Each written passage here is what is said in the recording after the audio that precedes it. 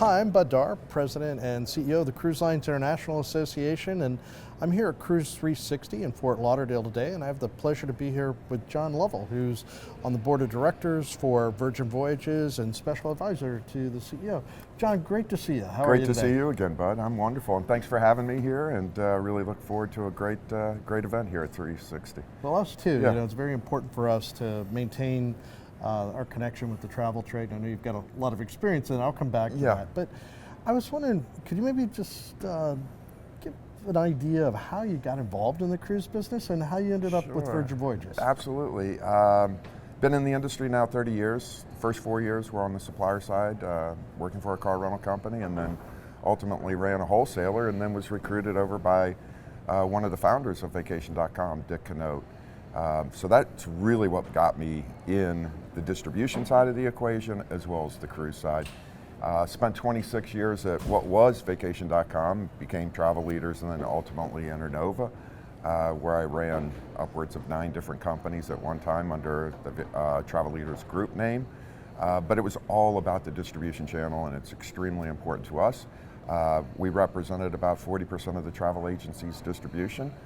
So ultimately, at the end of the day, we were very meaningful to all the cruise lines, and really was excited to work with them for the last 26 years. It's been a great run. And then as far as your involvement with Virgin goes, how did you end up working with I know, them? everybody said I left the best job in the world to come to Virgin, and I'd say I came over to the best job as well. Nothing against Travel Leaders, Nova, JD, or anybody at the organization. It was just a great opportunity for me. Virgin was really looking for somebody on the board to represent the distribution channel, and I found that very intriguing. And then also getting the ability to work with somebody like Richard Branson, that's pretty cool unto itself, so not bad. So I've known Richard Branson, not personally, but I've known him to be very engaged in businesses he's associated with, and I see him appearing all the time. Is he directly involved in Virgin Voyages, and do you interact with him at all? Yeah, he's highly involved. He shows up in anything we need him to really be at, you know, a Mermaiden, a kickoff event. For instance, prior to yesterday morning, he spent 3 days on our content creator cruise that we just had, where we had about 1,100 content creators on one of our ships. He was on board for the full 3 days, got off yesterday in Bimini, flew to Miami, and then I met him up in Orlando last night, where we had a dinner with one of our founders. They were having a company-wide event. He was one of the speakers. So he's involved, actively involved, very interested in what we're doing and how we're doing it. I couldn't speak more highly of somebody like him that really puts his name, his energy, and his brand into our brand. Well, ultimately it's his brand, but if you understand what I'm saying, he is there, he's very active and very engaged. Yeah, I very do much understand, and I can see how that would be a real asset for Virgin. When I was at CLIA the first time, Virgin Voyages was just getting launched, and honestly, I kind of expected there would be some that were grumpy about, you know, a big brand coming into the space, and actually they weren't. They welcomed it because they really felt like Virgin Voyages would be attracting a different type of member of the public to become guests on cruise ships, and that you would offer something unique. Do you feel like that's the way it's come together? Yeah, I think, you know, we were coined as kind of a disruptor in the industry, and I don't see it that way either. I think what we've done is we've really attracted the adult-only travel segment. And if you look at from the land-based side of the equation, it is a huge business. You look at all the resorts being built around the world that are solely focused on adult-only. There really wasn't anything created in the cruise space. You know, yes, you have a competitor out there, but it's a little bit older demographic. Personally, I think that. Our sweet spot is 35 to 55, and there's nobody really in that cruise space, in the adult-only space, that is in that space. And what we're doing, I think for the entire industry, and that's why, to your point, a lot of the cruise lines don't see us as, they see us as more beneficial to the industry, because we're bringing in people that haven't cruised in the past and opening their eyes up. And our repeat factors are extremely high, running over 30, approaching 40% today. But what's really encouraging, I think, for the industry as a whole, and what we're doing, is we're bringing in 20, 30% of the people on our ships are new to cruising. So that's exciting for the industry in general. That's great for everyone. Yeah, I mean, it's great. may eventually have families and multi-generational groups they want to take that Exactly. maybe a different cruise line's a better fit for them at that time. Right, and I don't look at this the cruise industry as a zero-sum game. Last year I think we moved about 22 million passengers here in North America.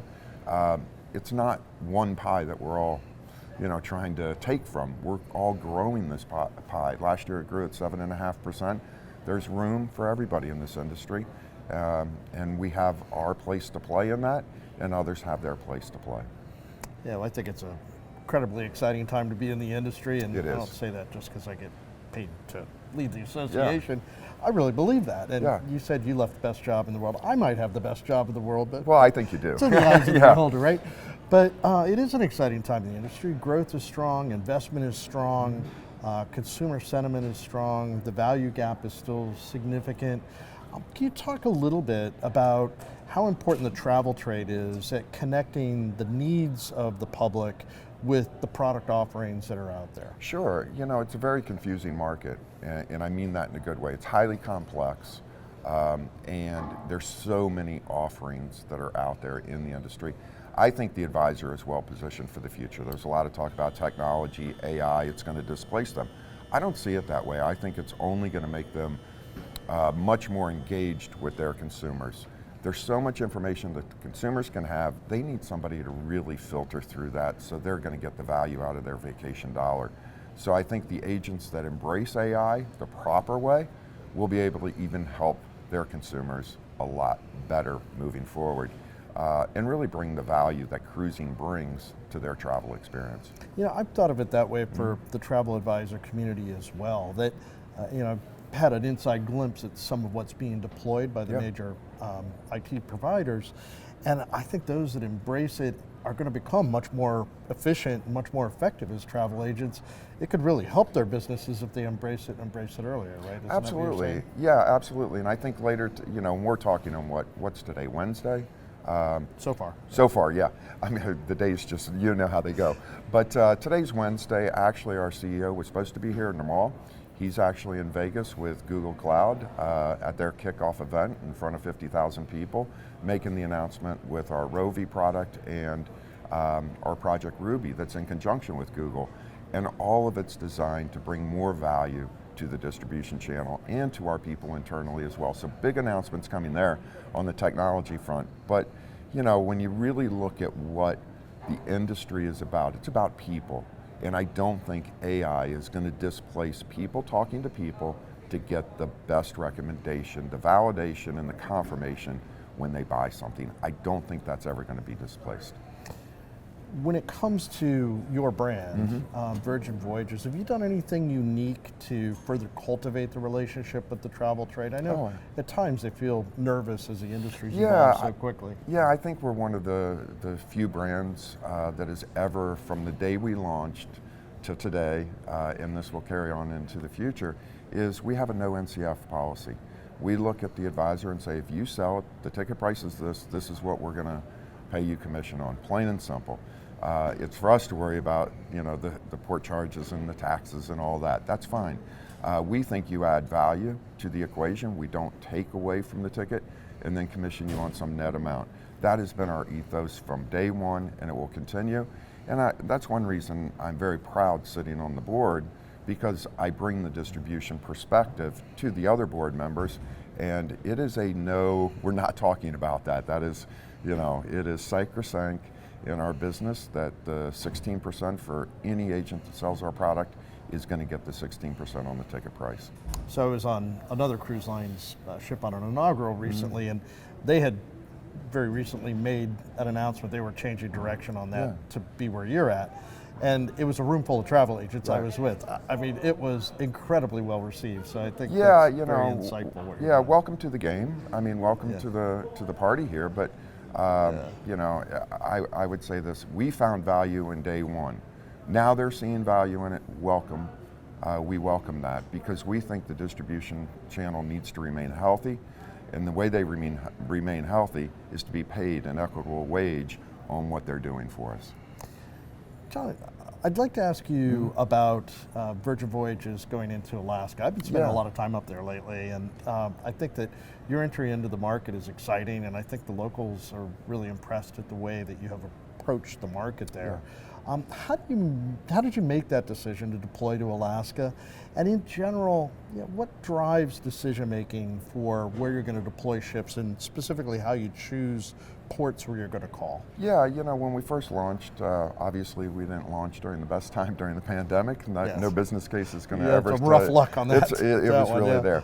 But as we moved into really our deployment schedule about 18 months ago, we looked at, okay, we're going to have the 4 ships in the market. We need new destinations. That's the one thing our clients, our sailors keep telling us. We want to experience more. We've been on your ship 5, 6, 10 times.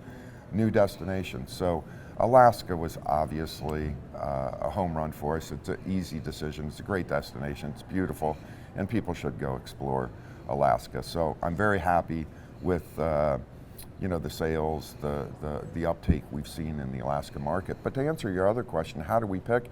It's really finding the new destinations, the new experiences that people want, working with the port people that are interested in us. You know it better than anybody. There's so many ports right now, cities right now that are almost pushing back, but it's really nice when we have destinations, ports that are coming to us saying, please take a look at us. We have a whole team that does that.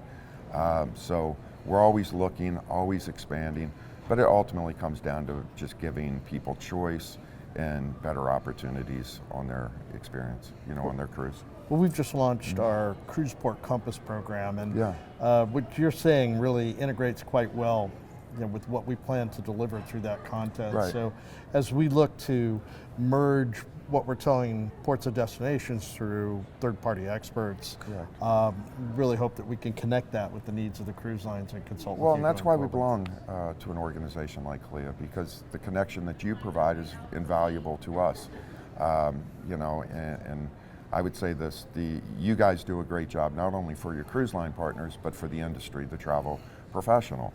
The tools that you bring to them really connects them, just like the tools that you bring to us as a cruise line connects us. So I commend you on what you're doing, not only with the ports, the destinations, but most importantly, I think, because our bread and butter is really served by the travel professional. So thanks for what you're doing there. Well, thank you, John. I appreciate your kind words. I've got a great staff around the world Yes, you do. that's doing these things. Just one final question. Sure. You and I won't be doing these jobs forever as much as we would like to. What would you like to be remembered for professionally when you move on to something else? Yeah, that's one of the best questions, and I'm glad you asked. And this was not rehearsed. 11 years ago when I turned 50 years old, somebody asked me that question. At the time I had no family, no kids, and really didn't know what that answer would be. So, over the course of a couple weeks, I decided on starting the charity, the Family Bonds Foundation. So that's now been active for 11 years. We've raised over a couple $1 million and really made some meaningful impacts on people's lives. So at the end of the day, I want to be remembered. I've since got married, adopted 2 children. I want to be known as a good husband and a wonderful father. From a business perspective, the charity is probably what I'd like to see sustain itself and be remembered for. Well, John, thanks so much for your time today. Absolutely. It's been great speaking with you. And likewise. Thank you for your support of CLIA and being a director on our board of directors as well. And I wish Virgin Voyages all the success, and I hope you have a great week. You too, and thank you very much. Thanks. I appreciate it.